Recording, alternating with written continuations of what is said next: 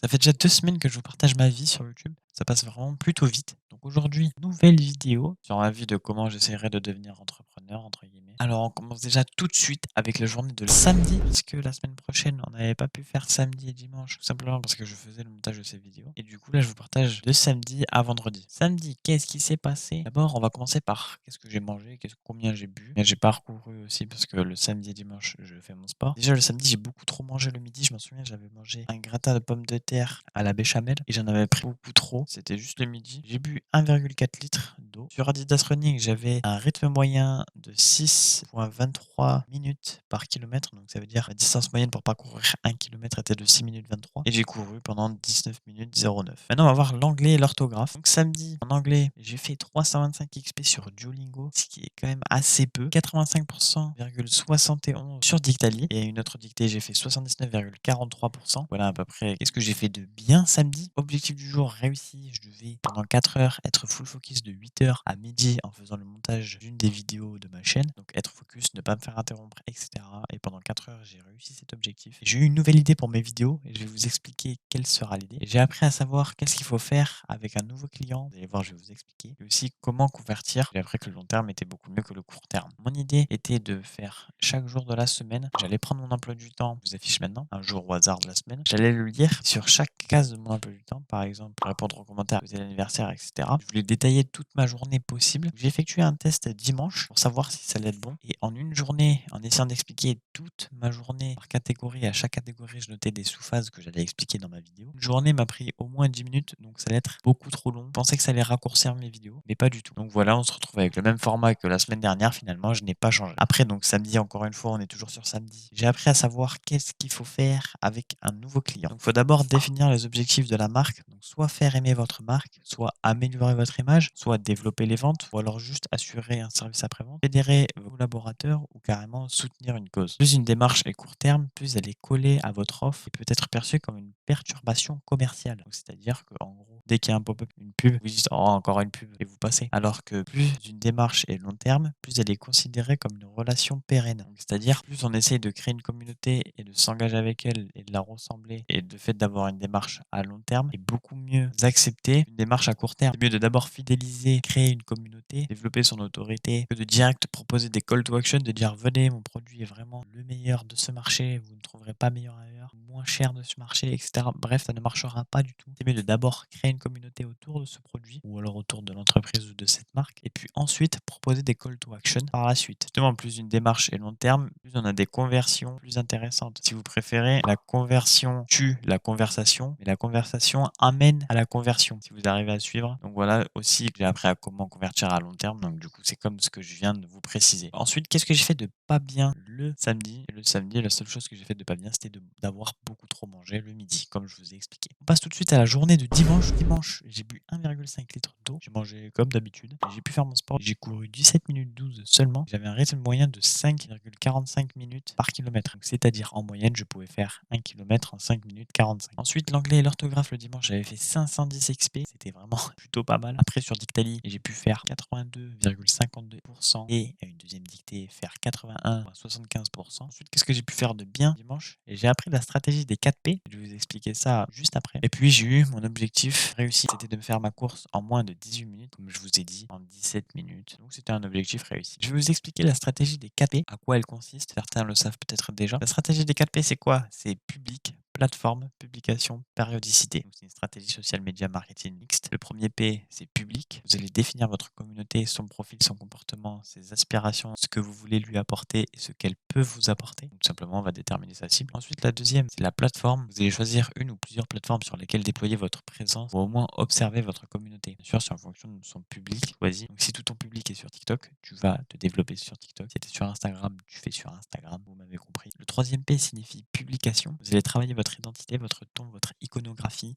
pour proposer des contenus qui vous ressemblent et qui animent votre communauté. C'est-à-dire, on va respecter la charte éditoriale, la charte graphique, tout ce qu'une entreprise demande, le ton qu'on veut y mettre, le message qu'on veut faire passer. C'est tout simplement de faire attention à ces publications. Le quatrième P, c'est la périodicité, c'est-à-dire que vous allez répartir ces publications dans le temps, les analyser et vous remettre en question régulièrement. C'est-à-dire, on va simplement déterminer un planning de posts sur la semaine. Par exemple, si tu fais 3 posts par semaine, lundi 12 heures, vendredi 15 heures et dimanche 22 heures. Voilà, c'est vraiment un pur exemple. Ensuite, vous allez analyser qu'est-ce qui marche pas. Vous allez essayer de changer, de développer une nouvelle stratégie. Voilà, c'est tout simplement ça, la stratégie des 4 P. Une stratégie simple. Donc après, qu'est-ce que j'ai fait de pas bien dimanche? Dimanche, j'ai traîné. J'ai pas mal traîné. Je sais même plus ce que j'avais fait. J'avais grave traîné. Du coup, j'avais fini très tard ma journée. Et aussi, j'ai dit à mon pote dimanche, si on arrêtait les objectifs, je lui ai posé la question. Et il m'a dit non, tout simplement, parce qu'il y avait que moi qui faisais les objectifs. Lui, il ne marquait même pas. Je sais pas ce qu'il faisait. Il trouvait des excuses. Enfin bref. Et donc, je lui ai posé la question. Et là, il m'a direct répondu que non, il voulait pas. Donc, je lui donne une deuxième chance, on va dire. Et vous allez voir à la fin de la semaine, il y a quelque chose qui s'est passé. Donc, voilà pour la journée de dimanche. Lundi, j'ai pu boire 1,7 litres d'eau. Je n'ai pas fait de sport. Et puis, j'ai mangé exactement comme d'habitude. En anglais, lundi, j'ai fait 380 XP sur Duolingo. J'ai fait 94,06 en dictée sur Dictali et 73,44%. C'est une journée qui était plutôt pas mal. Ouais. Après, qu'est-ce qui s'est passé de bien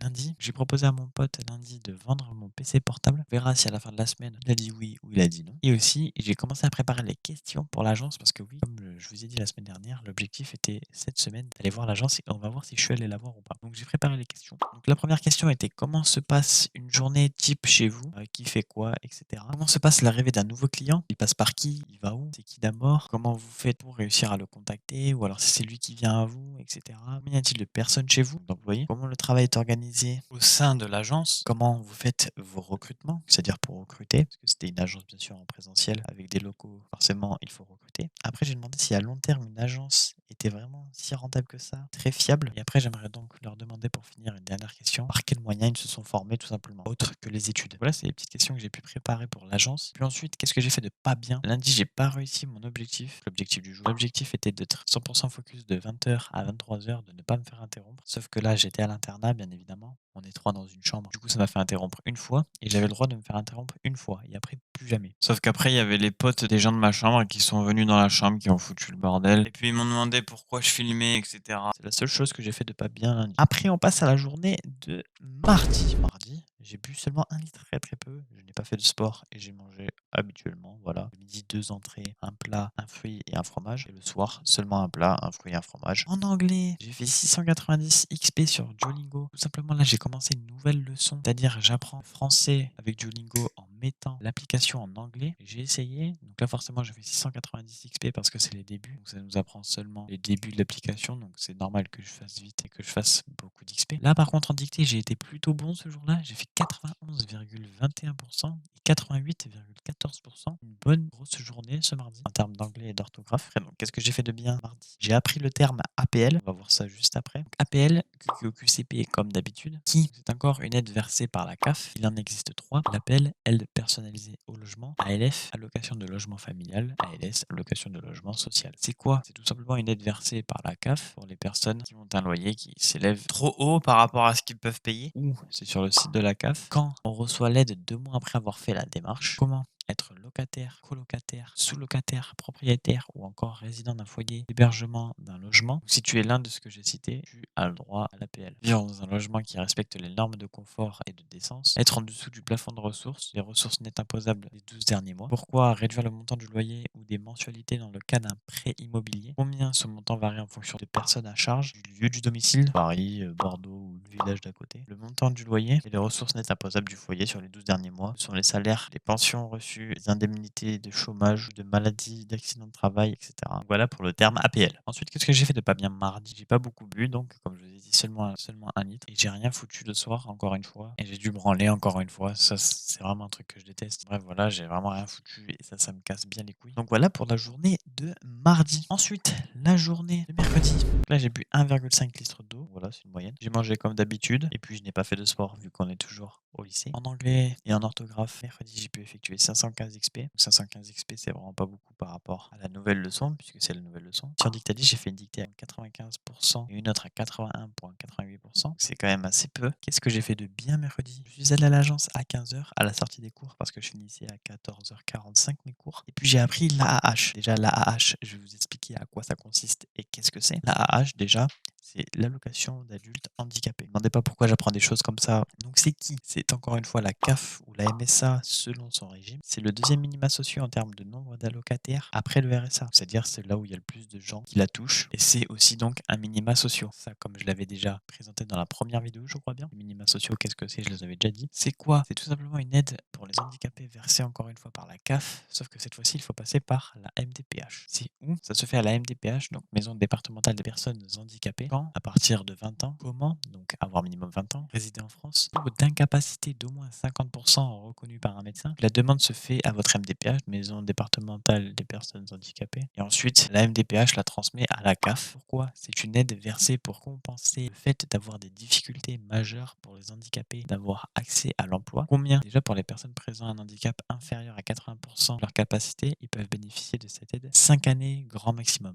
Parce que en dessous de 80%, on peut se dire que par exemple ça peut être juste une grosse fracture, il ne peut plus marcher, mais dans 5 ans il peut se rétablir. Bien sûr, ça peut être aussi 1 an, 2 ans. Ça dépend de ses recours et le montant maximal d'AAH. Pour calculer le montant maximal d'AAH, le montant maximal AAH moins le moyen mensuel des ressources perçues ces 3 derniers mois. Le montant augmentant chaque année depuis 2019, il est à 900 € par mois depuis 2019. Et on rajoute aussi un petit bémol, que quand tu touches l'AAH, t'as pas le droit au chômage, t'as pas le droit à la retraite et t'as pas de cotisation à la sécurité sociale. Donc c'est le petit bémol de toucher l'AAH. Donc voilà, qu'est-ce qu'est l'AAH. Et ensuite, je suis allé parler à l'agence. Donc comment ça s'est passé? Déjà, je suis arrivé, j'ai bégayé.